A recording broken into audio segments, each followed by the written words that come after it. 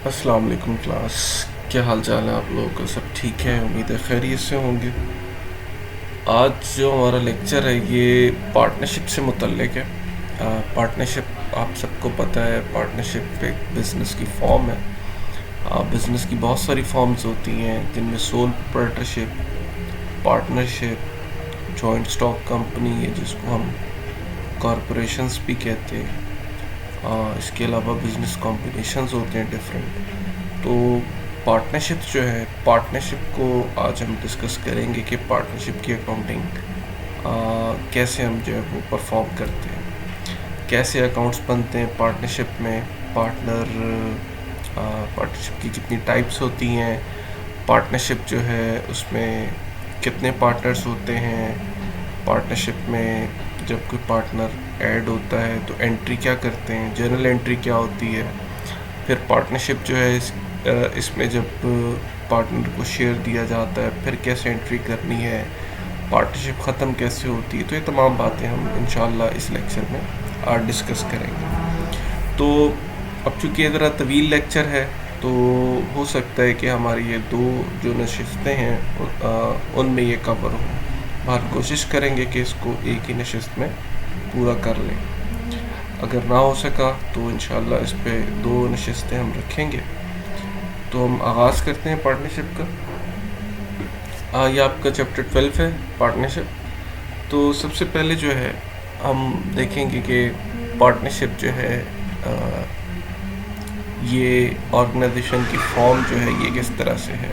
इसमें हम कुछ करेक्टरिस्टिक्स डिस्कस करेंगे पार्टनरशिप की, और इसकी कुछ खसूसियात हम देखेंगे। पार्टनरशिप जो है वो इसकी क्या खसूसियात होती हैं, क्या फ़ीचर्स होते हैं, और फिर हम आगे मूव करेंगे।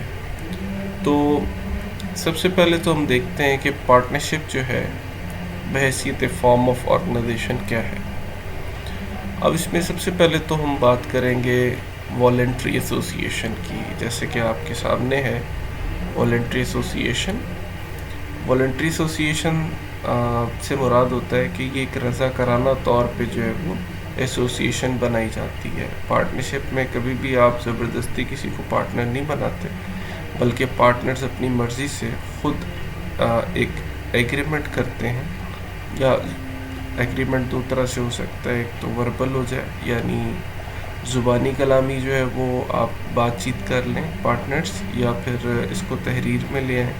तो दोनों सूरतों में, चाहे ये ज़ुबानी कलामी हो चाहे तहरीर में हो, ये मुआहदा हो जाता है। तो मुआहदा जो है, अब मुआहदे के वक्त जो रेशो होती है प्रॉफिट या लॉस की, उसको डिसाइड कर लिया जाता है। अगर ना भी डिसाइड हो तो फिर जो इक्वल रेशो उसी में हम पार्टनरशिप को लेके चलते हैं। यानी जितने पार्टनर्स हैं, अगर उन्होंने तहरीर करते वक्त अपनी रेशो डिसाइड कर ली है नफ़ा नुकसान की, तो उस पर ये मुआहदा चलता है। लेकिन अगर नफ़ा नुकसान तय नहीं हो सका तो फिर जो जितने भी पार्टनर्स हैं वो इस पार्टनरशिप में इक्वली जो है वो प्रॉफिट लेने के हकदार होते हैं, और इसी तरह नुकसान भी इक्वली बर्दाश्त करते हैं। अब लिमिटेड लाइफ का जो कॉन्सेप्ट है ये क्या है। लिमिटेड लाइफ का मतलब होता है कि पार्टनरशिप जो है इसकी लाइफ मुख्तसर होती है। उसकी रीज़न ये होती है कि पार्टनरशिप जो है ये उस वक्त तक ही आपकी चलेगी जब तक सारे पार्टनर्स जो हैं वो एग्रीमेंट में मौजूद रहेंगे, और जब तक वो इकट्ठे हैं तो पार्टनरशिप चलेगी। अगर उनमें से कोई एक पार्टनर भी चला जाता है, या उसकी डेथ हो जाती है, या वो पार्टनरशिप जो है वो छोड़ देता है, तो पार्टनरशिप जो एग्रीमेंट है वो ख़त्म हो जाता है। फिर आपको नए सिरे से पार्टनरशिप एग्रीमेंट करना पड़ता है जो रिमेनिंग पार्टनर्स होते हैं उनके साथ, या फिर अगर आप समझते हैं कि कोई एडिशनल पार्टनर्स आपने ऐड करने हैं तो फिर आप नए सिरे से एग्रीमेंट करेंगे। अनलिमिटेड लायबिलिटी, नॉर्मली जो पार्टनरशिप होती है उसमें अनलिमिटेड लायबिलिटी होती है, लेकिन पार्टनरशिप की कुछ टाइप्स होती हैं जिसमें हम लिमिटेड लायबिलिटी को भी डिस्कस करते हैं। वो भी हम इंशाल्लाह आगे देखेंगे। अगली स्लाइड्स में लिमिटेड लायबिलिटी वाली पार्टनरशिप को भी डिस्कस करेंगे।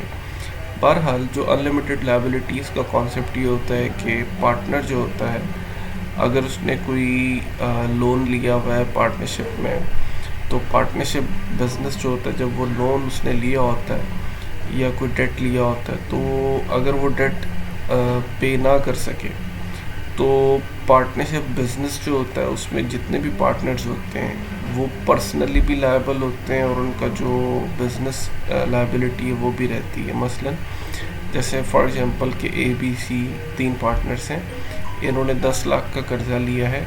अगर ये 10 लाख का कर्ज़ा नहीं उतार सकेंगे तो सबसे पहले कारोबारी जायदाद तो सेल होगी ही, लेकिन उसके साथ साथ जो है अगर ये कारोबारी जायदाद सेल करने के बावजूद, कारोबारी एसेट्स बेचने के बावजूद 10 लाख का कर्ज़ा पूरा नहीं होता तो पार्टनर्स की जो पर्सनल प्रॉपर्टीज़ हैं, पर्सनल जायदादें हैं, उनको भी सेल करना पड़ सकता है इस कर्ज़े को पे करने के लिए। तो इसे हम कहते हैं unlimited liability.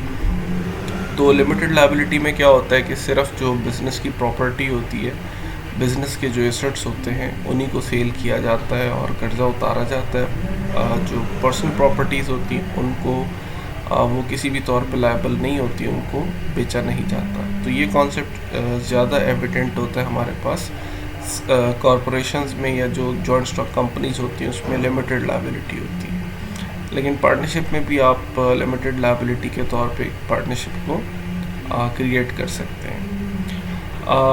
Ownership of property से मुराद होता है कि ज़ाहिर है कि जो पार्टनर्स जितने भी पार्टनरशिप में उन्होंने मुआहदा किया है तो वो को-ओनर्स होंगे प्रॉपर्टी के, यानी जितनी भी पार्टनरशिप बिज़नेस के अंडर जो भी प्रॉपर्टी आएगी, जितने भी पार्टनरशिप बिज़नेस के एसेट्स होंगे, उन एसेट्स में ये जो पार्टनर्स हैं ये को-ओनर्स होंगे। को-ओनर से मुराद है कि इनकी जॉइंट ओनरशिप होगी। ये नहीं होगा कि एक ही पार्टनर जो है वो उसी के सारे एसेट्स हैं या सारे एसेट्स के ऊपर एक ही पार्टनर का हक है, ऐसा नहीं है। जितने पार्टनर्स होंगे सबका जो है वो जॉइंट ओनरशिप में होंगे वो एसेट्स। इसके बाद अगर म्यूचुअल एजेंसी की बात करें तो हर पार्टनर एक दूसरे का एजेंट है, यानी पार्टनरशिप में जितने भी पार्टनर्स होते हैं वो एक दूसरे के एजेंट्स होते हैं। तो एजेंट्स के तौर पे यानी नुमाइंदे होते हैं और नुमाइंदे के तौर पे वो एक दूसरे के बिहाफ पे रिएक्ट कर रहे होते हैं, तो इसलिए हम इसको कहते हैं म्यूचुअल एजेंसी है। जहाँ तक टैक्सेस का मामला है तो पार्टनरशिप चूँकि स्मॉल लेवल पे एक बिजनेस फॉर्म है, लिहाजा इस पर कोई इतने ख़ास इनकम टैक्सेस अप्लाई नहीं होते, क्योंकि आपको पता है USA में जो इनकम टैक्सेस की शरह है वो डिफरेंट है, पाकिस्तान में जो इनकम टैक्सेस की शरह है ये डिफरेंट है। तो एक स्लैब होती है, उस स्लैब से अगर नीचे इनके इनकम रहती है तो उस पर कोई टैक्स नहीं लगता। बहरहाल अमेरिकन जो चूँकि हम बुक अमेरिकन पढ़ रहे हैं तो पार्टनरशिप जो यहाँ पे अमेरिकन फॉर्म होती है पार्टनरशिप में, उसमें नॉर्मली कोई इनकम टैक्स इस पर आयद नहीं होता। तो ये तो बात हो गई इनके जो है पार्टनरशिप से मुतल्लिक। अमेरिकन सिस्टम में जो टैक्सेशन है वो नॉर्मली पार्टनर्स जो हैं उनकी जो पर्सनल रिटर्न्स हैं उनमें जो उनकी एडिशनल इनकम्स वगैरह होंगी, अगर कोई और काम वगैरह वो करते हैं तो उस हिसाब से हो सकता है कि वो अपना टैक्स अलग से पे कर रहे हो, लेकिन पार्टनरशिप में कोई टैक्स नहीं होता। अच्छा, अब थोड़ी सी हम बात करते हैं मज़ीद कि ऑर्गेनाइजेशंस विद पार्टनरशिप कैरेक्टरिस्टिक्स। ऐसी ऑर्गेनाइजेशन जिनमें पार्टनरशिप वाली खुसूसियात होती हैं, जैसे मैंने आपसे कहा था कि पार्टनरशिप जो है इसमें मुख्तलिफ़ तरह की जो है वो फॉर्म्स होती हैं और इसमें लिमिटेड लायबिलिटी का कॉन्सेप्ट भी आ सकता है। तो ये जो अभी हम कुछ फॉर्म्स देख रहे हैं ये सारी की सारी जो हैं वो लिमिटेड लायबिलिटी से मुतल्लिक है।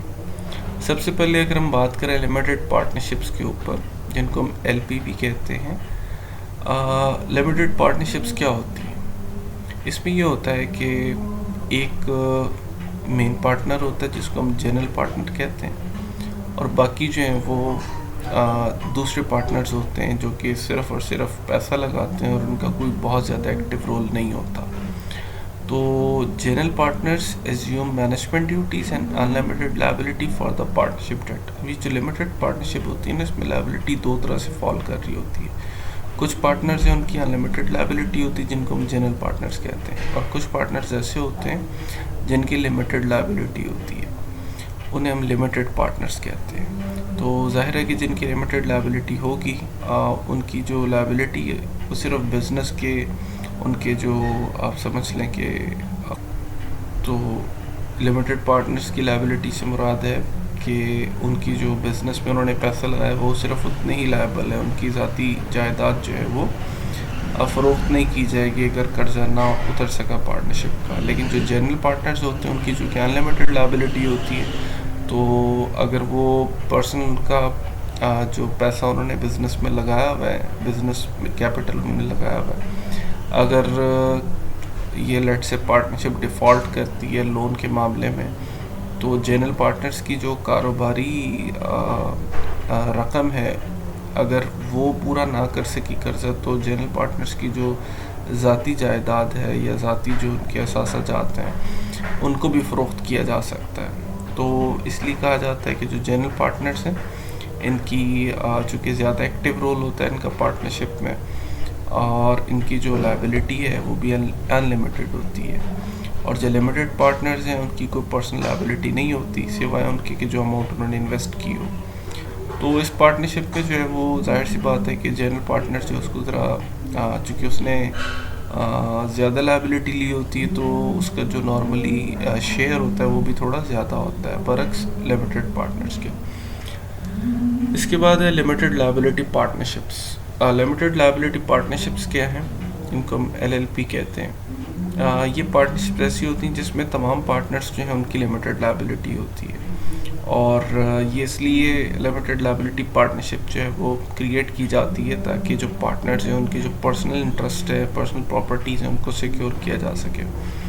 तो चूँकि अमेरिकन हम रूल के मुताबिक पार्टनरशिप देख रहे हैं, तो स्टेट्स जो है वो उनके ऊपर डिपेंड करता है कि आप जो है वो किस तरह से स्टेट के कुछ लॉज हैं जिनको हम जो है वो अकाउंट करते हैं जब भी हम पार्टनर्स की पर्सनल लायबिलिटी को देख रहे होते हैं, क्योंकि मुख्तलिफ स्टेट्स हैं और उसमें डिफरेंट रूल्स हैं।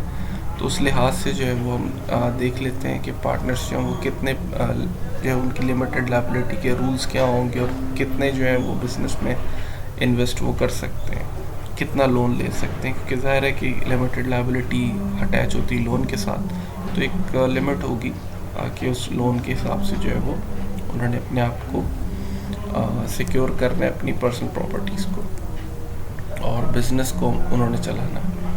इसके बाद limited liability companies. Limited liability companies क्या होती हैं? इससे मुराद होता है कि जो हमारी जॉइंट स्टॉक कंपनीज़ हैं जैसे, तो इसी तरह से अगर कोई पार्टनरशिप जैसी फर्म है और उसमें कोई लिमिटेड लायबिलिटी कंपनी की तर्ज पे वो पार्टनरशिप फर्म बनाई गई है, तो इसे हम कहते हैं ये LLC पार्टनरशिप है। नॉर्मली ये LLC का टाइटल कंपनीज के लिए यूज़ होता है, कॉरपोरेशंस के लिए यूज़ होता है, लेकिन अगर आपने पार्टनरशिप LLC की तर्ज पे बनाई है तो हम इसको कहेंगे पार्टनरशिप विद LLC है। सो इसमें क्या होता है? Members have same limited liability feature as owners of the corporation. जैसे कि स्टॉक होल्डर्स होते हैं कंपनीज में, तो जो उनका फ़ीचर होगा वैसे ही इनका भी फ़ीचर होता है पार्टनरशिप में। Limited liability corporation typically has a limited life, और इसमें भी चूँकि मैंने बताया पार्टनरशिप की अगर फॉर्म हम डिस्कस कर रहे हैं तो पार्टनरशिप की लिमिटेड लाइफ होती है, यानी पार्टनर अगर पार्टनरशिप छोड़ देता है या कोई नया पार्टनर आता है तो आपको मुआहदा नए सिरे से करना पड़ता है। इसके बाद हम डिस्कस करते हैं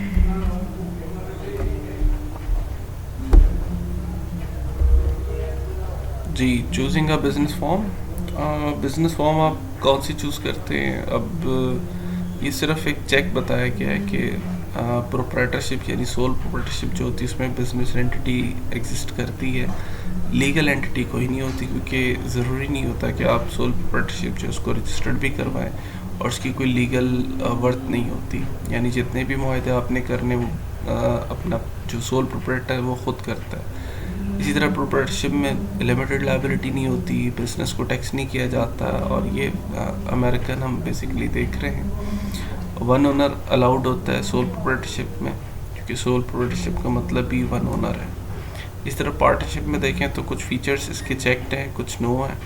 तो इसमें जो सबसे ज़्यादा फीचर्स इंजॉय करते हैं वो कॉरपोरेशंस होती हैं, यानी कंपनीज जो होती हैं उनके सबसे ज़्यादा फीचर्स जो हैं वो इसमें अवेलेबल होते हैं। आप देखें सब में यस लगा हुआ है, तो इसका मतलब ये है कि कंपनीज जो हैं, जो कॉरपोरेशंस हैं, वो बुनियादी तौर पे ज़्यादा फीचर्स इंजॉय करती हैं और इसलिए वहाँ पे नंबर ऑफ़ जो शेयर होल्डर्स होते हैं, स्टॉक होल्डर्स होते हैं, पर्सन्स होते हैं, वो भी ज़्यादा होते हैं। जबकि जो एलएलपी है, एलएलसी है, अभी हमने देखा लिमिटेड लायबिलिटी पार्टनरशिप और लिमिटेड लायबिलिटी कॉरपोरेशंस, और एस कॉरपोरेशन और सी कॉरपोरेशन, ये भी दो टाइप्स होती हैं। और इसमें क्या होता है कि अगर 100 के करीब तादाद है आपके पास जो पार्टनर्स हैं या स्टॉक होल्डर्स हैं, तो उसको हम एस कॉरपोरेशन कह देते हैं। तो इसमें भी ये होता है कि एस कॉरपोरेशन और ये जो एलएलसी, एलएलपी, इसमें भी बिज़नेस को टैक्स नहीं किया जाता, बल्कि जो पर्सनल इनकम्स होती हैं उनको टैक्स किया जाता है पार्टनर्स या स्टॉक होल्डर्स की। जबकि लिमिटेड लायबिलिटी में आपको पता है कि अभी हमने डिस्कस किया, लिमिटेड लायबिलिटी पार्टनरशिप है, एलएलसी है और एस कॉरपोरेशन, इसमें सारी लायबिलिटी लिमिटेड ही होती है। पार्टनरशिप अगर जनरल आपने की है तो उसमें लिमिटेड लायबिलिटी नहीं होगी, वो अनलिमिटेड होती है। तो इसके अलावा भी बहुत सारे फैक्टर्स हैं जो कि आपने देखने होते हैं कि अगर आप जो भी बिज़नेस शुरू करने लगे हैं। बहरहाल ये कॉमन टाइप्स थी जो अभी हमने डिस्कस कर ली है। इसके बाद हम बात करेंगे ऑर्गेनाइजिंग पार्टनरशिप, यानी पार्टनरशिप जो है वो किस तरह से की जाती है। पार्टनरशिप से मतलब सिर्फ इतना याद रख लें कि पार्टनरशिप में 2 या 2 से ज़्यादा लोग जो हैं वो अगर आके कारोबार करना चाहें तो हम कहते हैं पार्टनरशिप जो है वो हमारी इस्टेब्लिश हो गई है। पाकिस्तान में नॉर्मली 2 से लेके 20 तक की तादाद होती है, और जनरल बिज़नेस के लिए, और अगर बैंकिंग बिज़नेस आप कर रहे हैं पाकिस्तान में तो कम से कम 2 और ज़्यादा 10 लोग होने चाहिए। तो ये पार्टनरशिप की लिमिट है इन पाकिस्तान। तो ऑर्गेनाइजिंग अ पार्टनरशिप, अब इसमें कुछ पॉइंट्स हैं। यानी पार्टनरशिप कैसे ऑर्गेनाइज होती है। Partners can invest both assets and liabilities in the partnership. Partners asset भी इन्वेस्ट कर सकते हैं और लायबिलिटीज़ जो हैं उनको भी पार्टनरशिप में कंसिडर किया जा सकता है। मसलन अगर आप कोई दूसरा बिजनेस बाय कर लेते हैं या कोई एक पार्टनर वो आपके साथ ऐड होना चाह रहा है, वो ऑलरेडी कोई काम कर रहा है और आपका काम भी उसी से मुतल्लिक है, तो आप उसी का बिज़नेस अपने बिज़नेस के अंदर जो है वो ले लेते हैं, उस पार्टनर को भी ले लेते हैं। तो ज़ाहिर है अगर उस बिज़नेस की कोई लायबिलिटी हुई तो वो भी आपके बिज़नेस में, आपकी पार्टनरशिप में इंक्लूड हो जाएगी। इसी तरह assets and liabilities are recorded at an agreed upon value, normally fair market value. और ज़ाहिर है जब आप एसेट और लायबिलिटीज़ अपने पार्टनरशिप में इंक्लूड कर रहे हैं, बाय कर रहे हैं, तो उनको फिर तय किया जाता है कि किस वैल्यू पे हम इंक्लूड करेंगे अपने बिज़नेस में। नॉर्मली फेयर मार्केट वैल्यू, यानी जो मार्केट वैल्यू चल रही होती है, जो मार्केट में एसेट और लायबिलिटीज़ की वैल्यू होगी, उसी के तहत आप उसको बिज़नेस में लेके आएंगे।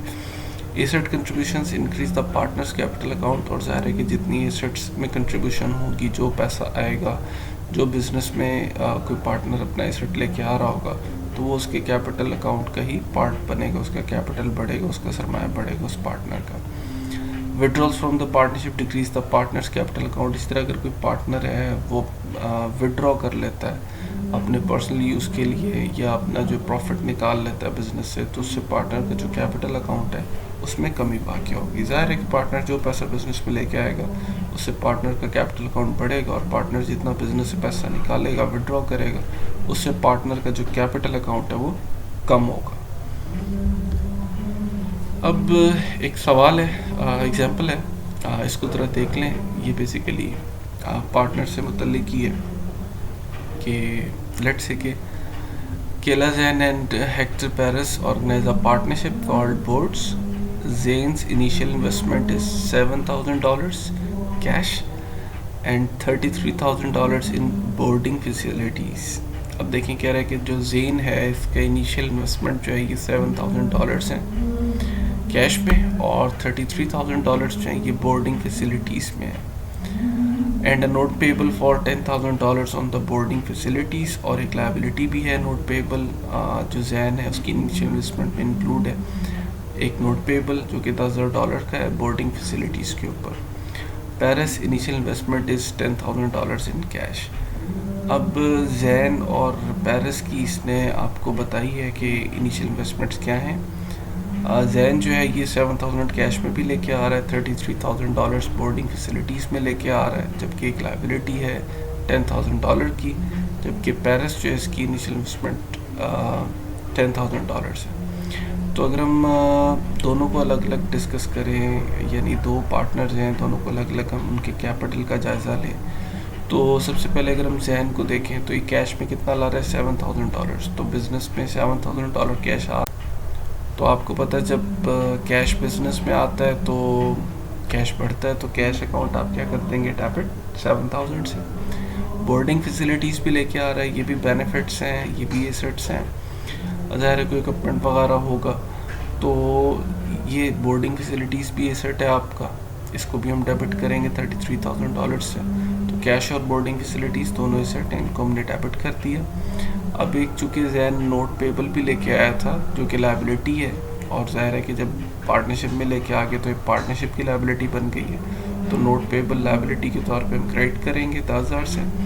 और जेन कैपिटल जो है इसको हम क्रेडिट करेंगे। अब ज़ाहिर है कि कैपिटल कैसे आप निकालेंगे, एसेट्स आप देख लें कितने, 7,000 का एक है, 33,000 का एक है, ये हो गए टोटल 40,000, और एक लायबिलिटी है। अब आपको पता है कि जो सरमाया है वो कैसे आप निकालते हैं, आपको पता है इसकी इक्वेशन, एसेट्स माइनस लायबिलिटीज़ करते हैं तो कैपिटल आता है। आपने पढ़ा हुआ ना कि एसेट्स बराबर होते हैं कैपिटल प्लस लायबिलिटीज़, तो वहाँ से अगर कैपिटल निकालना हो तो एसेट्स माइनस लायबिलिटीज़ करेंगे तो कैपिटल आ जाएगा। तो इसका मतलब जेन का कैपिटल जो सरमाया बिजनेस में लगा है वो कितना, 30,000। क्यों, क्योंकि ज़ाहिर है कि $10,000 की लायबिलिटी भी तो है ना जो बिज़नेस की है, जिसका मतलब जो एक्चुअल में जेन कैपिटल लेके आया वो 30,000 मालियत का है।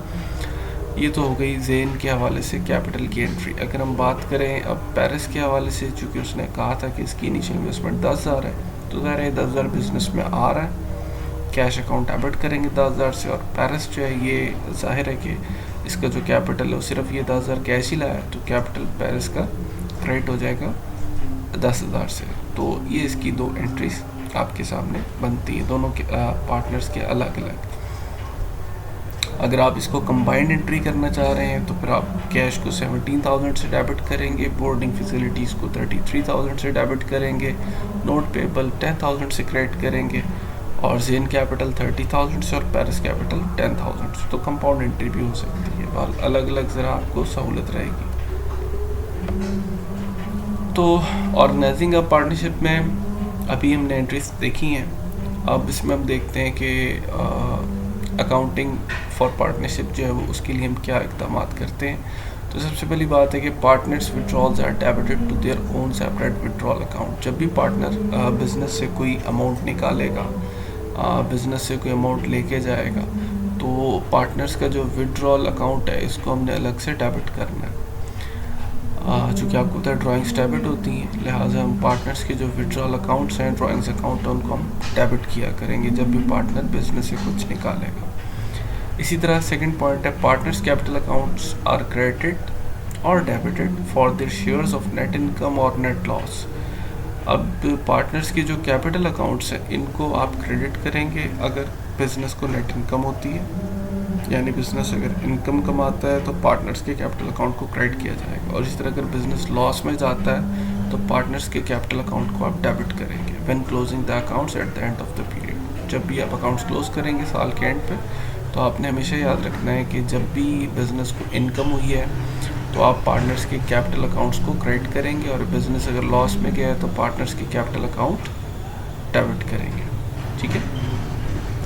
थर्ड है, each partner's withdrawal account is closed to that partner's capital account. हर पार्टनर का विड्रॉल अकाउंट जो है अगर उसने ड्राइंग्स वगैरह की हुई है तो उसकी कैपिटल अकाउंट में क्लोज करना है।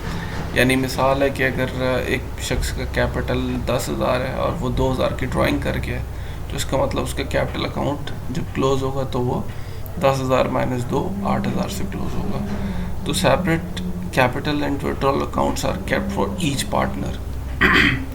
हर पार्टनर का अलग से कैपिटल अकाउंट और हर पार्टनर का अलग से विड्रॉल अकाउंट मेंटेन करना है। ये फर्स्ट पॉइंट हमने इसी का डिस्कस किया कि विड्रॉल अकाउंट अलग से क्रिएट करने, कैपिटल अकाउंट अलग से होंगे।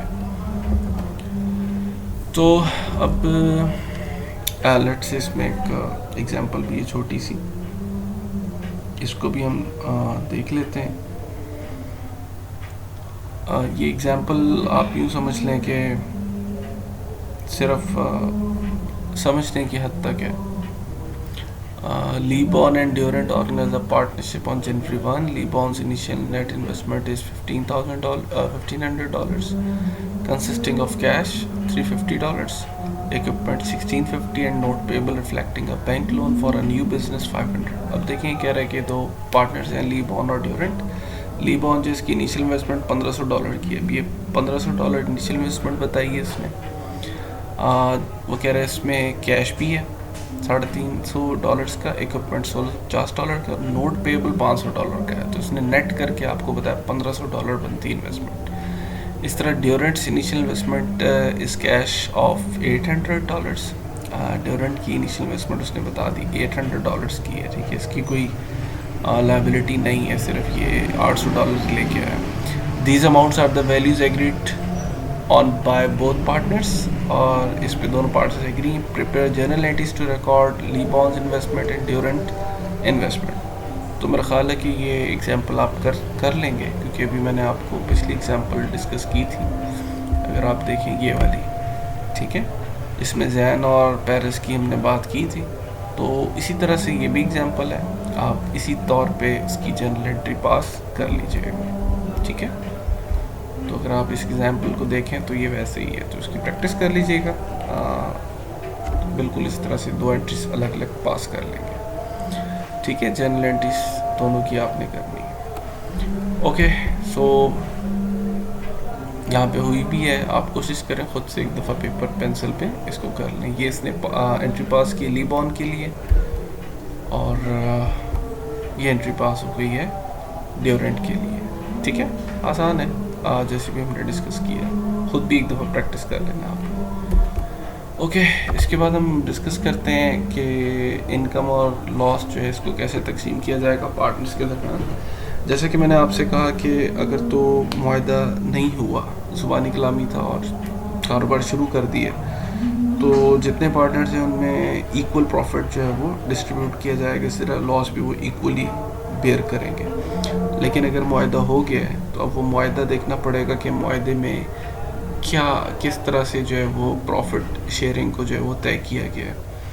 अगर तो कोई रेशो बनाई गई है कि मिसाल के तौर पे एक बंदा जो है वो 20% शेयर करेगा, एक शख्स जो है वो 10% शेयर करेगा, 1% जो है वो 5% शेयर करेगा, तो अगर कोई रेशो डिसाइड हो गई है तो उस रेशो के मुताबिक जो है वो प्रॉफिट डिस्ट्रीब्यूट होंगे। और अगर कोई रेशो डिसाइड नहीं हुई, मसलन कैपिटल्स के ऊपर आपने फैसला करना है कि जो जितना ज़्यादा सरमाया लेके आएगा उस रेशो पे हम डिवाइड करेंगे या उस परसेंटेज के मुताबिक हम प्रॉफिट देंगे, तो ये भी मुमकिन है। तो डिपेंड करता है कि क्या बात तय हुई है। इसी तरह अगर कोई पार्टनर जो है वो ये कहता है जी कि मैं एडिशनल मुझे काम आता है, अकाउंट्स का काम आता है, या मुझे मार्केटिंग का काम आता है, या मैं बिज़नेस के दीगर ऑपरेशंस जो उसमें हाथ बटा दूंगा, तो वही शख्स जो मतलब ज़ाहिर है कि आपका पार्टनर भी है और एडिशनल काम भी कर रहा है, तो आप उसको अगर कोई सैलरी वगैरह देना चाहें तो वो भी उसके शेयर के अलावा आप उसको सैलरी दे सकते हैं। तो ये सारे मामलात हैं, इनको फिर आपने जो है वो देखना होता है कि किस रेशो पे हम इसको लेके चलेंगे, जो भी तय हो जाए। तो सबसे पहले तो ये बात याद रख लें कि partners are not employees of the partnership. Employees नहीं हैं ये, ओनर्स हैं इसके, और एक दूसरे के लिए एजेंट्स हैं। इसका मतलब है this means there are no salaries reported as expense on the income statement, और जाहिर है कि इनकी कोई सैलरी वगैरह जो है वो रिपोर्ट नहीं होगी। ये उस केस में है कि अगर तय कुछ नहीं हुआ, ठीक है, मसलन अगर तय नहीं हुआ और पार्टनर्स काम करना शुरू हो गए, कोई मुआहदा नहीं हुआ था और एक पार्टनर जो है वो एडिशनल काम भी करना शुरू हो गया, तो बाद में वो सैलरी क्लेम नहीं कर सकता कि जी मैंने तो एडिशनल काम किया तो मुझे सैलरी भी दी जाए मेरे शेयर के अलावा, क्योंकि तय ही कुछ नहीं हुआ था।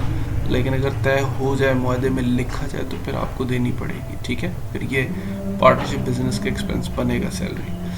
इसी तरह प्रॉफिट और losses of the partnership are divided on some agreed upon ratio. अब ये रेशियोज कौन सी हैं? 3 frequently used methods to divide income और लॉस आर एलोकेशन ऑन, यानी 3 तरीके हैं, और 3 तरीक़ों के हिसाब से जो है वो आप ये अपनी रेशो जो है वो सेट कर सकते हैं प्रॉफिट शेयरिंग की। सबसे पहले स्टेटेड रेशोज़ है। स्टेटेड रेशोज़ से मुराद होता है कि आपने एक रेशो डिसाइड कर ली, जैसे मैंने पहले बताया आपको कि लेट से एक पार्टनर 20% जो है उसको मिलेगा, एक पार्टनर को 10% मिलेगा, एक को 5 मिलेगा। तो अगर रेशो पहले से डिसाइडेड है तो आप उस रेशो के मुताबिक प्रॉफिट जो है वो शेयर कर लें। दूसरा, अगर रेशो डिसाइड नहीं हुई भी, कैपिटल बैलेंसेस के ऊपर फैसला करना है, तो जो जितना कैपिटल। तो अब इसमें अगर हम स्टेटेड रेशोज़ की बुनियाद पर एलोकेशन देखें तो फ़र्ज़ कर लें कि जैसे एग्जांपल है कि जैन जो है इसको 2/3 मिलेगा और पेरिस को 1/3 मिलेगा पार्टनरशिप में, जितनी भी इनकम होगी, और अगर लॉस होगा तो इसी हिसाब से शेयर होगा। तो अगर पार्टनरशिप की इनकम $60,000 है तो फिर इन पार्टनर्स जो हैं उनका शेयर क्या होगा। तो जाहिर है कि इसका तरीका ये होता है कि जैन जो है इसका शेयर 2/3 है, तो 60,000 को मल्टीप्लाई करते हैं 2/3 से तो जैन की इनकम आ जाएगी, और 1/3 पेरिस का शेयर है तो 60,000 को 1/3 से मल्टीप्लाई करते हैं तो पेरिस की इनकम आ जाएगी। और दूसरा भी हमने डिस्कस किया है कि अभी हम स्लाइड्स जो पिछली हमने डिस्कस की उसमें हमने देखा था कि जो जैन है,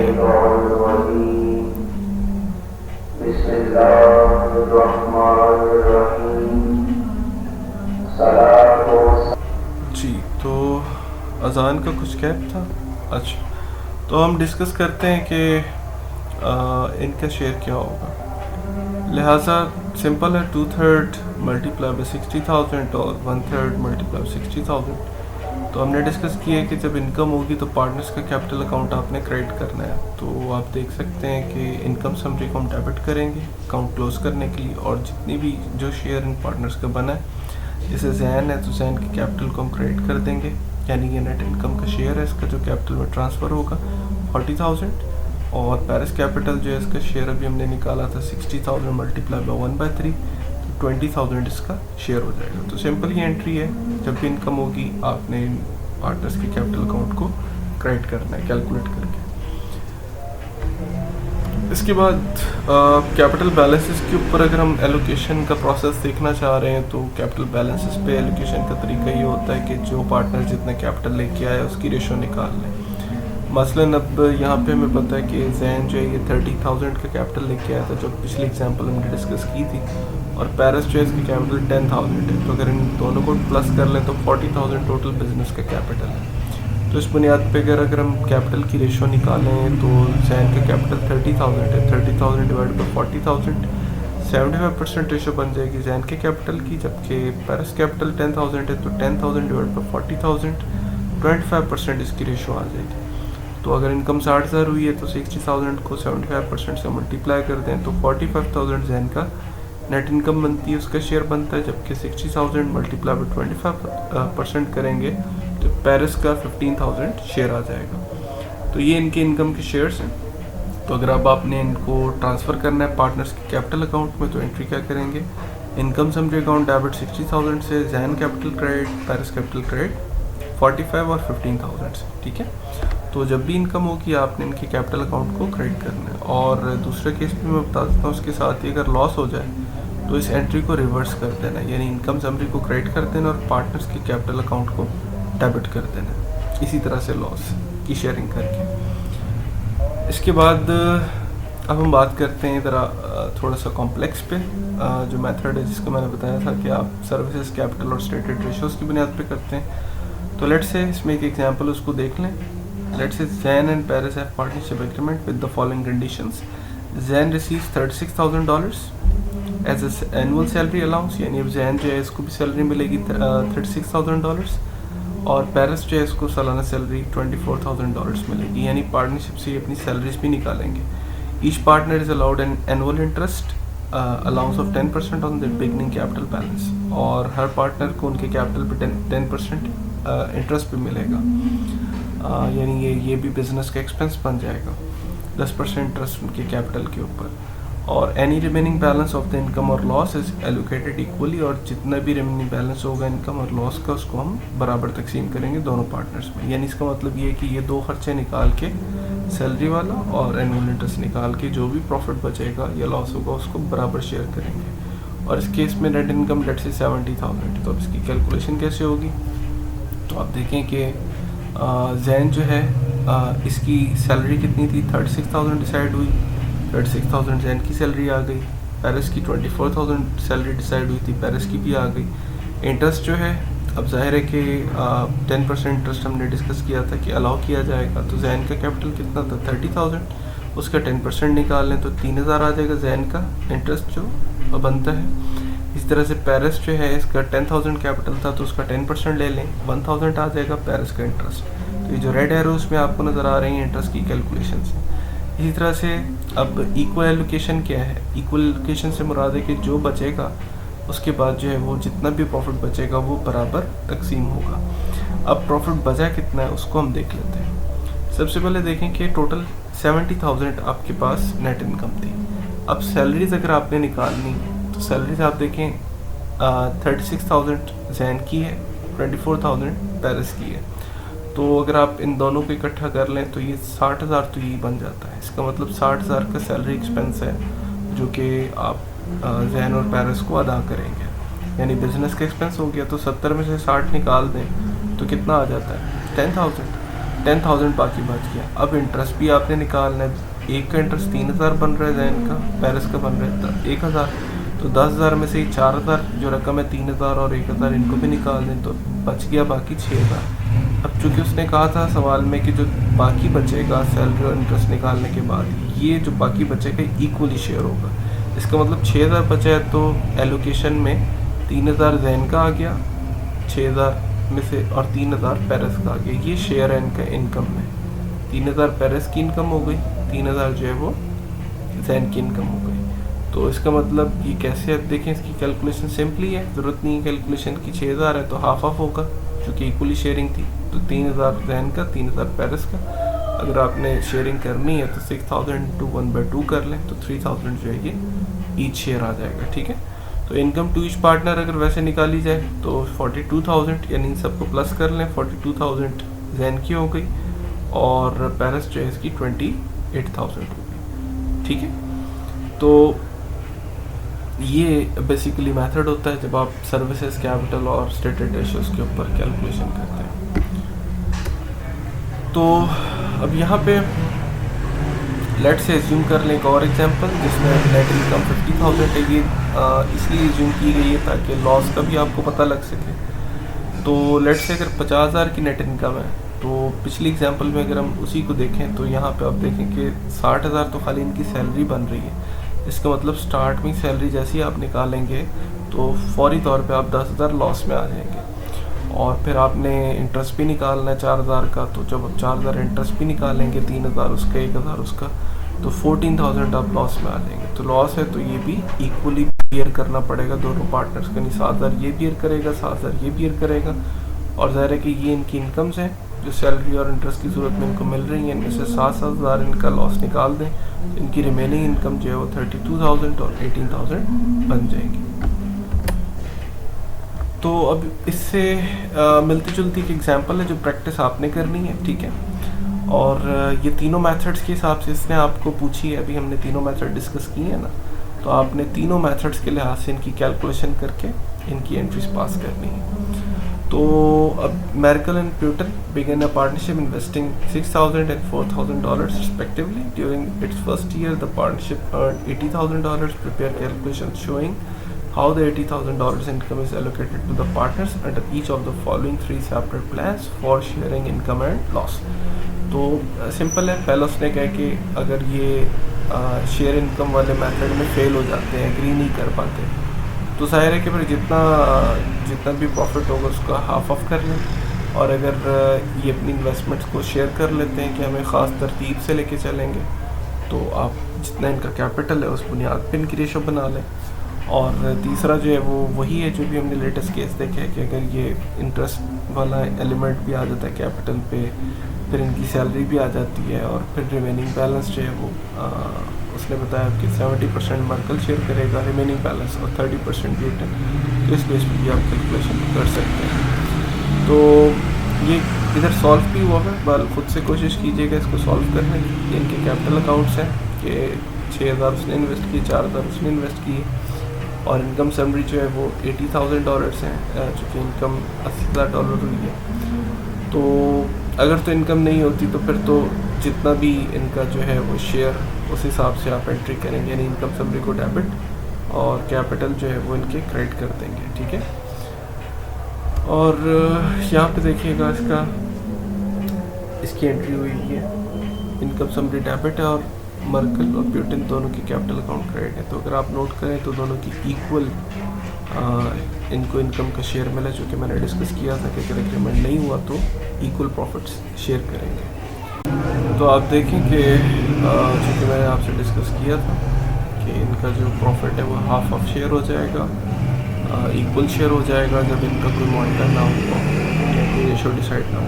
तो आप देखिए 80,000 की इनकम थी तो 40 मर्कल को मिल गया, 40 जो है प्यूटन को मिल गया। इसको भी आपने खुद से पेपर पे प्रैक्टिस कर लेना है।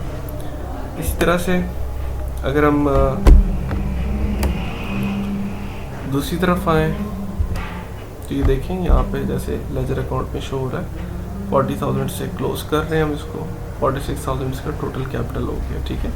क्योंकि प्यूटन जो है इसका भी 40,000 इसमें इजाफा हुआ तो 44,000 इसका टोटल कैपिटल हो गया। अब दूसरा केस है जिसमें इन्होंने एग्री किया था ये अपनी इनिशियल इन्वेस्टमेंट के लिहाज से शेयरिंग करेंगे। तो अब जाहिर है कि अगर इनकम होती है तो मर्कल जो है उसका चूँकि कैपिटल ज़्यादा है तो उसकी हिस्से ज़्यादा पैसा आएगा, चूँकि 6,000 उसने लगाया था, ठीक है। तो 6,000 और 4,000 उसका कैपिटल था। तो अगर रेशो बना लें तो 6,000 डिवाइड बाई 10,000 और 4,000 डिवाइड बाई 10,000 ये रेशो निकलेगी। इस रेशो से आप 80,000 को मल्टीप्लाई कर लें तो इनका जो प्रॉफिट शेयर है वो आ जाएगा। तो मर्कल जो 48,000 इसका आ रहा है, जबकि प्यूटन जो इसका 32,000 आ रहा है। इसलिए यहाँ से अकाउंट क्लोज कर दें आप, साल के एंड पे अकाउंट क्लोज करते हैं दिसंबर 31 पे। तो इस तरह से इनकी कैपिटल में इजाफा आप देख सकते हैं। मर्कल जो इसकी कैपिटल में इजाफा हो गया है, 54,000 इसकी वैल्यू हो गई है सॉरी, और प्यूटन जो इसकी कैपिटल की वैल्यू 31 दिसंबर पे हो गई है 36,000, 4 + 32। इसी तरह से थर्ड है जिसमें भी हमने डिस्कस किया कि इनके इंटरेस्ट भी होगा और बाकी जो प्रॉफिट है उसको शेयर भी करेंगे। तो ये सॉल्व हो गया कि सैलरी आप देखें कि इनकी डिस्कस की हुई थी इसने 35,000 मर्कल की सैलरी, प्यूटन की 13,000 है और इंटरेस्ट अलाउंस भी था 20% इंटरेस्ट इन्होंने कहा था सवाल में कि अलाउ किया जाएगा। तो 6,000 पे 20% मर्कल की कैपिटल पे 1,200 बन गया, 4,000 प्यूटन की कैपिटल में 20% 800 बन गया। ये दो एक खर्चे आपने निकालने हैं। तो इनको निकालने के बाद आपके पास जो बैलेंस इनकम बचेगी वो 30,000 की बचेगी। अब उसने कहा था कि जो रिमेनिंग बचेगा उसमें 70% मर्कल लेगा, 30% प्यूटन। तो जाहिर है कि 30,000 के 70% कर लें तो 21,000 बनता है, ये मर्कल के हिस्से आएगा और 9,000 जो है ये प्यूटन के हिस्से आएगा। तो इस तरह से इनकी जो टोटल इनकम है शेयर ऑफ ईच पार्टनर वो टोटल आप कर लें। मर्कल के कॉलम का 57,200 बनता है, प्यूटन का 22,800 बनता है। तो इनकी जनरलिटी क्या होगी, income summary debit, Merkel capital और प्यूटन कैपिटल जितना इनका इनकम का शेयर बन रहा है टोटल वो आप लिख देंगे 57,200 और 22,800। तो ये तो बात हो गई इनकी कैलकुलेशन और जर्नल एंट्रीज की। अगर हमने फाइनेंशियल स्टेटमेंट्स में इनको शो कराना है कैसे कराएंगे उसको भी हम देख लेते हैं। अब ये स्टेटमेंट ऑफ पार्टनर्स इक्विटी है जी, ठीक है। और इसमें एक एग्जांपल है कि Jain withdrew $20,000 cash from the partnership and Paris withdrew $12,000। अच्छा, ये पुरानी जो एग्जांपल जैन और पेरिस की उससे रिलेटेड है कि जैन 20,000 कैश निकाल रहा है और पेरिस चाहिए 12,000 कैश निकाल रहा है। तो नेट इनकम बिजनेस की 70,000 है। तो इस केस में क्या होगा, ये वही एग्जांपल है जो हमने डिस्कस की है। मैं थोड़ा सा रिव्यू करवा दूँ आपको।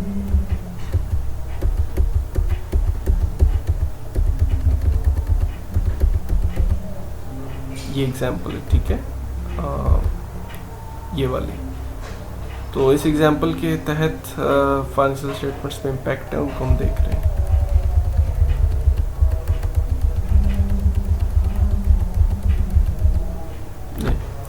तो बिगनिंग कैपिटल बैलेंसेस, अब आपको पता है कि दिसंबर 31 पे हम कैलकुलेशन कर रहे हैं। तो सबसे पहले तो इन्वेस्टमेंट बाय ओनर्स हैं, ठीक है। बिगनिंग कैपिटल बैलेंसेस में जैन ने 30,000 लगाया, पेरिस ने 10,000 लगाया, टोटल 40,000 हो। नेट इनकम अब हमने देखा सैलरी जैन की बनी थी 36,000, इंटरेस्ट बना था 3,000, बैलेंस इसके अलावा 3,000 उसके हिस्से आया था। तो टोटल 42,000 की नेट इनकम थी जैन की, जबकि पेरिस की टोटल नेट इनकम 1000 और 3000 ये 28,000 ये बन गया। अब पार्टनर्स पैसे भी तो निकाल रहे हैं ना, तो हमने डिस्कस किया था ना कि जब पार्टनर्स पैसे निकालेंगे तो उनके कैपिटल अकाउंट में कमी होगी, तो लेस पार्टनर्स विड्रॉल, तो 42 में से 20,000 उसने निकाला जैन ने और 12,000 जो है ये पेरिस ने निकाला है। तो इसका मतलब अब इनकी जो टोटल एंडिंग कैपिटल बैलेंसेज होंगे 52,000 और 26,000 की, यानी ये जो एंड में आपको नज़र आ रहा है 52 और ये 26, ये इनके फाइनल बैलेंस होंगे, यानी जो विड्रॉल इन्होंने किया होगा माइनस कर देना आपने इनकी नेट इनकम कैपिटल बैलेंस में से। तो ये सूरत हाल इसकी बनेगी। तो उम्मीद है यहाँ तक आपको समझ आया होगा। इसमें अगर कोई मसला हो तो आप मुझसे सवालों में डिस्कस कर सकते हैं। तो अब हम बात करते हैं admission and withdrawal of partner के हवाले से कि जब पार्टनर कोई आता है तो फिर क्या एंट्रीज होती हैं, और अगर कोई पार्टनर विड्रॉ कर जाता है, पार्टनरशिप छोड़ जाता है, तो फिर एंट्रीज क्या होती हैं। Admission and withdrawal of partners से कुछ मुराद कुछ बेसिक कुछ पॉइंट्स हैं, उनको भी हमने देखना है। जब भी हम पार्टनरशिप मुआहदा करते हैं तो आपको पता है कुछ पार्टनर्स की एक मखसूस तादाद है जो इसमें आती है। अब ये पार्टनरशिप उस वक्त तक ही कायम रहती है जब तक कोई पार्टनर्स को छोड़ के नहीं चला जाता या कोई नया नहीं आ जाता। अगर नया आएगा तो आपको फौरी मुआहदा करना है, छोड़ जाएगा तो फिर भी आपको रिमेनिंग पार्टनर्स के साथ दोबारा नए सिरे से मुआहदा करना पड़ता है। तो अब इसमें क्या होता है कि जब न्यू पार्टनर की कोई एंट्री होती है पार्टनरशिप में, तो ज़ाहिर है उसका शेयर भी डिफाइन करना होता है और ये भी देखना होता है वो कितना पैसा लेके आ रहा है और वो कितना शेयर जो है वो पार्टनर से जो है वो हासिल करेगा। उसे कहते हैं गेनिंग रेशो, यानी जो नया पार्टनर आने वाला है उसका जितना शेयर बनता है न्यू, उसे हम गेनिंग रेशो कहते हैं कि वो गेन कर रहा होता है पुराने पार्टनर से। और जो पुराने पार्टनर्स हैं जो कि नया पार्टनर अलाउ करते हैं कि हाँ नया पार्टनर आ जाए, वो अपनी पुरानी रेशो जो है वो सेक्रीफाइस कर रहे होते हैं कि ठीक है कि नया पार्टनर है। ज़ाहिर है कि नया पार्टनर है तो पुराने पार्टनर्स की जो प्रॉफिट शेयरिंग रेशो उसमें कमी आएगी ना, और नए पार्टनर्स को भी तो प्रॉफिट देना है, तो इसलिए उनके लिए सेक्रीफाइस रेशो होती है। बाहर इनको हम बाद में भी डिस्कस करेंगे।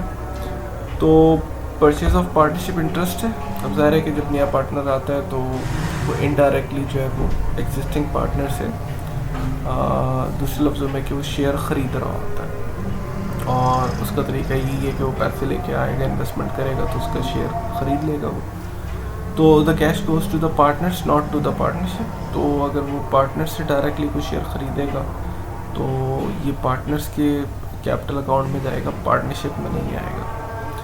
To become a partner the new partner must be accepted by the current partners. और ज़ाहिर है कि नया पार्टनर जो भी आएगा पुराने पार्टनर से उसे तस्लीम करेंगे तो पार्टनर आएगा। अगर पार्टनर्स में से कुछ पार्टनर्स तस्लीम कर रहे हैं कुछ नहीं कर रहे तो वो नया पार्टनर नहीं बन सकता जब तक सारे पार्टनर्स ऑन बोर्ड ना हो।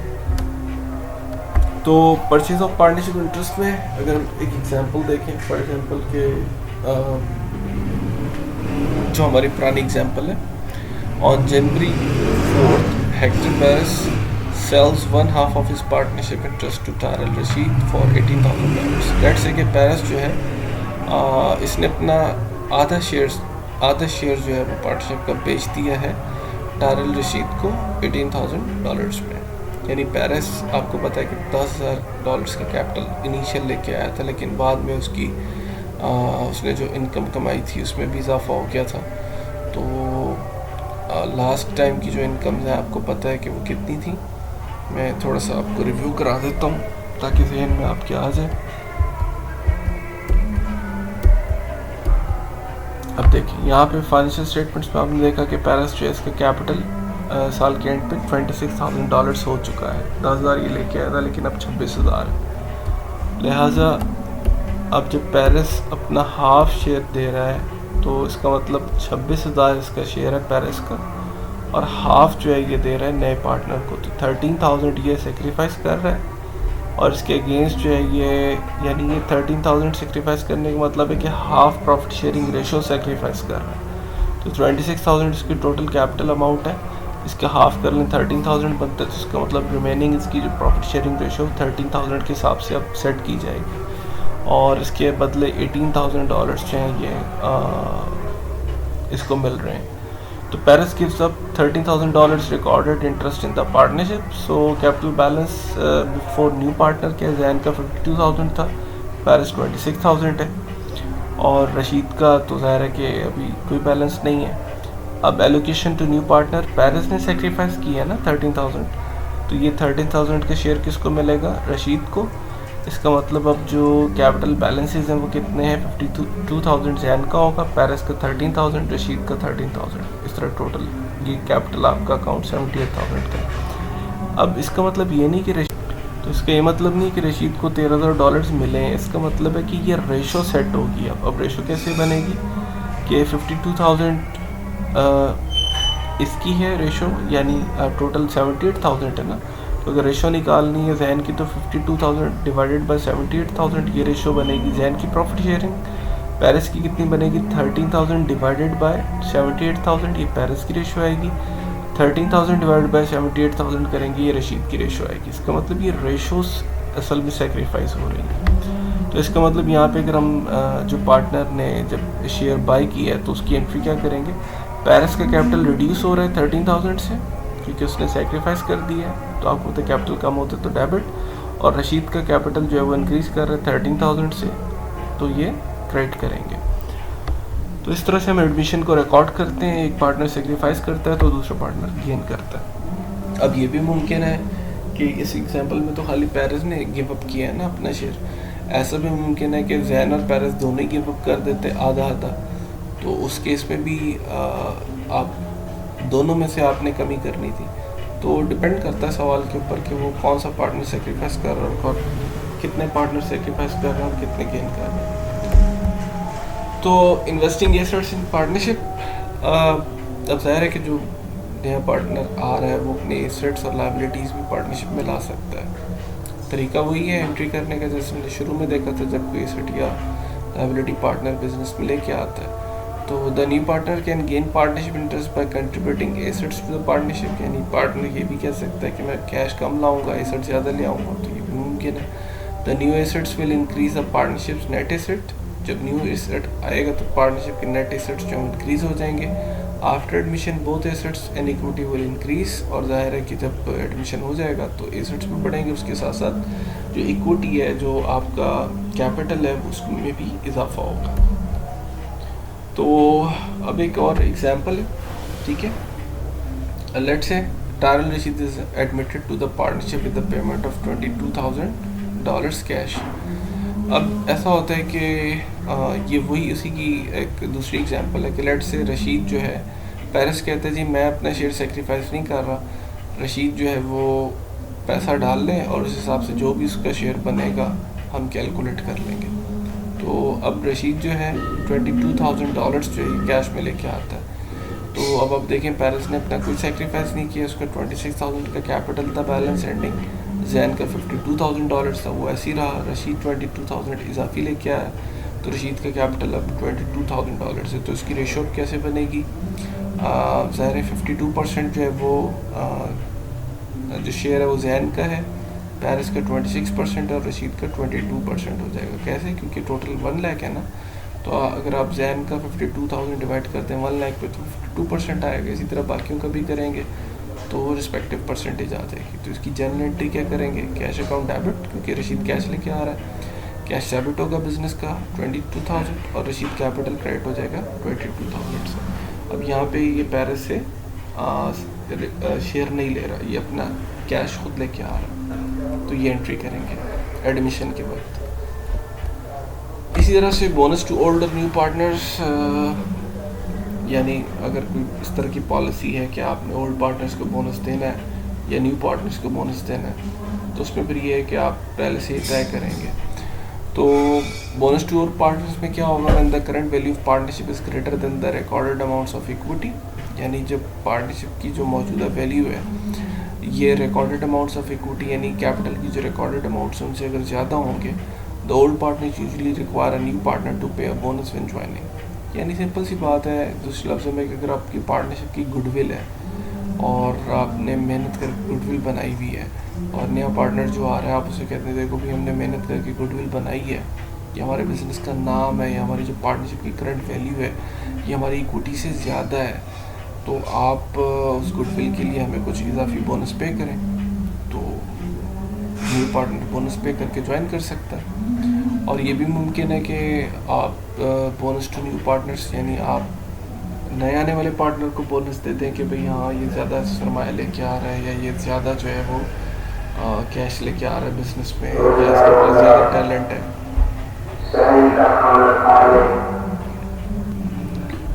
जी, तो शहरी का टाइम है जी इसलिए थोड़ा सा आपको डिस्टॉर्शन का सामना रहेगा। बहरहाल अगर कोई नया पार्टनर ऐसा है जो कि आप यूँ समझ लें कि ज़्यादा वो टैलेंटेड है या ज़्यादा पैसा लेके आ रहा है, तो आप उसको भी बोनस दे सकते हैं कि हाँ ठीक है, हम आपको बोनस देंगे, आप हमारे बिजनेस में इन्वेस्ट करें। अब बोनस टू ओल्ड पार्टनर्स की एग्जांपल देख लें ज़रा एक। January 4th पे let's say Zain and Paras agreed to accept Rashid as a partner upon his investment of $42,000 cash in the partnership. Let's say Zain और Paras ने agree किया कि रशीद को वो अपना पार्टनर बनाएंगे और $42,000 की इन्वेस्टमेंट पे बनाएंगे partner. Rashid is to receive 25% of the ownership interest in the new partnership. Any bonus is attributable to the existing partners and is shared equally. और रशीद जो है इसको 25% शेयर दिया जाएगा पार्टनरशिप में, और बाकी जो कोई भी बोनस होगा वो एग्जिस्टिंग पार्टनर्स जो हैं वो इक्वली शेयर करेंगे। तो इक्विटी और Zain और Paras की आपको पता है 78,000 टोटल में है, क्योंकि 26 Paras की थी और 52 जो है वो Zain की थी, तो 78,000 टोटल इक्विटी है। अब इन्वेस्टमेंट नहीं कितनी आ रही रशीद की तरफ से, $42,000 की, तो टोटल कैपिटल पार्टनरशिप कितना हो गया, $120,000। अब रशीद का जो ओनरशिप परसेंटेज है, हम यानी रशीद को जो आपने शेयर दिया है इस पार्टनरशिप में 25% है। तो इसका मतलब है कि 25% अगर शेयर है तो कितना उसका शेयर बनेगा, इक्विटी बैलेंस कितना बनेगा, 30,000, ठीक है। यानी इसका मतलब रशीद का जो कैपिटल बैलेंस होगा वो 30,000 होगा। कैसे 30,000 होगा, 1,20,000 का 25% कर लें तो 30,000 बनता है। इसका मतलब रशीद का जो इक्विटी बैलेंस ट्रीट किया जाएगा वो 30,000 है, और जो ऊपर का 12,000 है, चूँकि 42,000 लेके आया ना, वो ऊपर का जो 12,000 है वो 6,000 ये दोनों पुराने पार्टनर्स शेयर कर लेंगे, ये उनका बोनस होगा। तो इसका मतलब है कि फिर रिकॉर्ड इसको कैसे करना है, कैश कितना ला रहा है रशीद, 42,000, तो आप 42,000 से डेबिट करेंगे कैश को। रशीद कैपिटल 30,000 से क्रेडिट करना है, क्योंकि इसका 25% शेयर बनता है टोटल कैपिटल का, तो वो जाहिर है कि 1,20,000 का 25% लेंगे तो 30,000 आ गया। और जो 12,000 ऊपर की रकम थी वो चूँकि डिसाइड हुई थी कि हाफ ऑफ शेयर होगी, तो आप देखेंगे Zain कैपिटल में भी 6,000 ऐड हो जाएगा और Paras कैपिटल में भी 6,000 ऐड हो जाएगा। दोनों को क्रेडिट करना है आपने, ठीक है। कैपिटल जब बढ़ता है तो क्रेडिट करते हैं। सो ये इसकी जनरलिटी बनती है जब आप ओल्ड पार्टनर्स को बोनस देते हैं। इसी तरह बोनस टू न्यू पार्टनर की एग्जांपल देख लें कि Zain and Paras agreed to accept Rashid as a partner upon his investment of $18,000 cash in the partnership. अब वो कह रहे हैं कि Zain और Paras ने एग्री कर लिया कि रशीद को वो पार्टनर के तौर पे तस्लीम कर रहे हैं $18,000 कैश में, और रशीद रिसीव करेगा 25% ओनरशिप इंटरेस्ट न्यू पार्टनरशिप में, वही ओनरशिप इंटरेस्ट का 25% ही रहेगा, और जितना भी बोनस है वो रशीद की एक्सीलेंट बिजनेस स्किल्स के हिसाब से उसको एट्रीब्यूट कर देंगे। अब तो इक्विटी और Zain और Paras की पुरानी वाली कितनी है, मिला के 78,000, इन्वेस्टमेंट रशीद कर रहा है 18,000 की, तो टोटल ये आपकी पार्टनरशिप इक्विटी हो गई 96,000 का 25% लेंगे 24,000 बनता है। इसका मतलब रशीद का इक्विटी बैलेंस यानी कैपिटल जो है वो 24,000 होगा इस शेयर के हिसाब से। तो अब आप इसको देखें कैसे एंट्री करेंगे। कैश आ रहा है 18,000, डेबिट कर देंगे। Zain capital debit, Paras capital भी डेबिट। अच्छा, ये डेबिट इसलिए किया है क्योंकि गैप आ रहा है 6,000 का, क्योंकि अगर आप नोट करें, मैं थोड़ा सा बैक करता हूँ, 18,000 रशीद लेके आ रहा है, जबकि रशीद का जो बैलेंस बन रहा है, कैपिटल शेयर बन रहा है according to this percentage 25% of 96, वो बन रहा है 24,000। तो इसका मतलब ये हुआ कि 24,000 इसका शेयर बन रहा है, लेकिन लेके तो ये सिर्फ 18,000 लेके आया। इसका मतलब 6,000 कहाँ से आएगा, वो फिर पुराने पार्टनर सेक्रीफाइस करेंगे। इसका मतलब पुराने पार्टनर्स जो हैं ये सेक्रीफाइस कितना करेंगे, हाफ, ठीक है। यानी 6,000 का गैप है, 24 माइनस 18 6,000, तो हाफ यानी 3,000 जैन सेक्रीफाइस करेगा और 3,000 जो है पैरल सेक्रीफाइस करेगा। तो चूँकि कैपिटल सेक्रीफाइस हो रहा है, कम हो रहा है, तो इसलिए दोनों के कैपिटल अकाउंट्स को डेबिट करेंगे और रशीद के कैपिटल अकाउंट 24,000 से आप क्रेडिट करेंगे, क्योंकि 18 वो लेके आया और 6,000 उसको इजाफी जो है वो बोनस मिल गया है। तो इस तरह से रशीद कैपिटल अकाउंट क्रेडिट किया जाएगा। ठीक है, अब इसी से मिलता जुलता एक प्रॉब्लम भी है जिसको हम देखेंगे, या आप अभी जो हमने एग्जांपल देखी है उसी बुनियाद पे है, तो आप ज़रा इसको खुद से ट्राई कीजिएगा। यानी पोर्टे और हेडिसन जो है ये 3 पार्ट।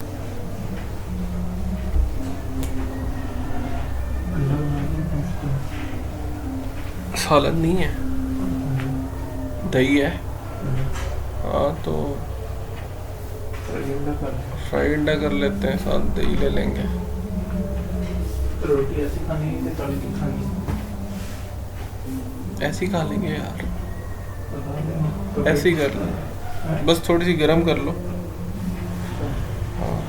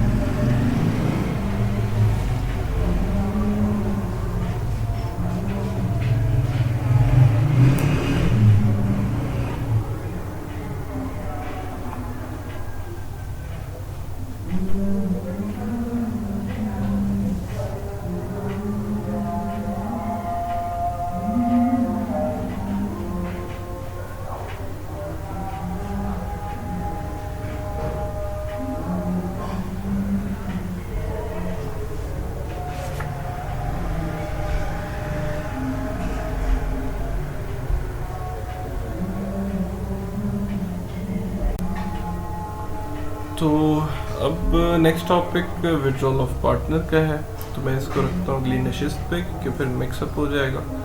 अभी इसमें विड्रॉल में रिटायरमेंट हम देखेंगे, लिक्विडेशन है। तो अभी तक के लिए जितना भी हमने काम किया है इसमें अब ये है कि मैं आपको कुछ क्वेश्चंस बता रहा हूँ, ठीक है। सो क्वेश्चंस जो आपके हैं प्रैक्टिस के लिए, जो मैं आपको दे रहा हूँ आपकी बुक से, आप एक तो ये जो इसमें 2-3 एग्जांपल्स हैं इनको भी प्रैक्टिस करना है, ठीक है। इनकेस अगर कोई मसला आता है तो मुझसे पूछना है। आपकी बुक से मैं आपको बता रहा हूँ कि आपकी बुक का पेज नंबर है 498। तो 498 जो पेज है इसके ऊपर एक्सरसाइजेस हैं, अभी तक हमने जितना काम किया है, जितनी बातें की हैं, उनसे रिलेटेड कुछ प्रैक्टिस है, और ये ज़रूरी भी है। ज़ाहिर है कि प्रैक्टिस करेंगे तो मज़ीद आप जो लेक्चर में गेन किए वो आप अप्लाई कर सकेंगे। तो आपकी जो बुक है उसका पेज है 498, इसमें एक एक्सरसाइज है 12-3।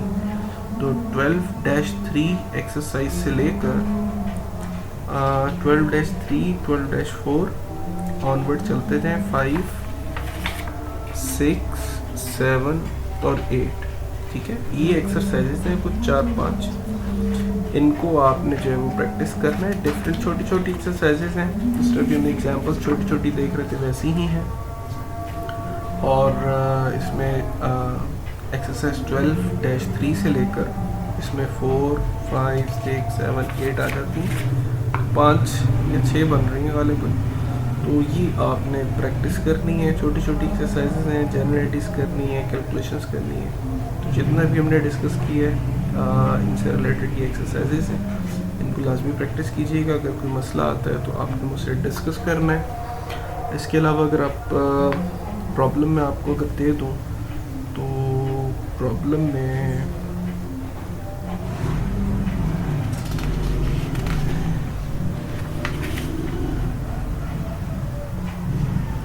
चलें, प्रॉब्लम में बाद में आपको बताऊंगा, चैप्टर पूरा हो जाए, बाद की जितनी एक्सरसाइज दी हैं इनकी प्रैक्टिस कर लें आप। ठीक है, ओके, अपना ख्याल रखिएगा। आज का हमारा लेक्चर इतना ही है। बाकी अगली नशिस्त में हम विड्रॉल, लिक्विडेशन वगैरह को डिस्कस करेंगे, और जो बाकी प्रॉब्लम्स हैं उनको भी हम देखेंगे। तो आप इसको पढ़ लीजिएगा, बुक से भी एक दफ़ा रीड कर लें, बेसिक कॉन्सेप्ट्स आपके पास होने चाहिए। लेक्चर को गौर से सुने, कोई मसला है तो ज़रूर पूछना है। लेकिन ये जो प्रैक्टिस में दे रहा हूँ एक्सरसाइजेस की, एक्सरसाइज 12-3 से लेके एक्सरसाइज 12-8 पेज 498 से स्टार्ट हो रही है। ठीक है, अपना ख्याल रखिएगा। अल्लाह हाफिज़।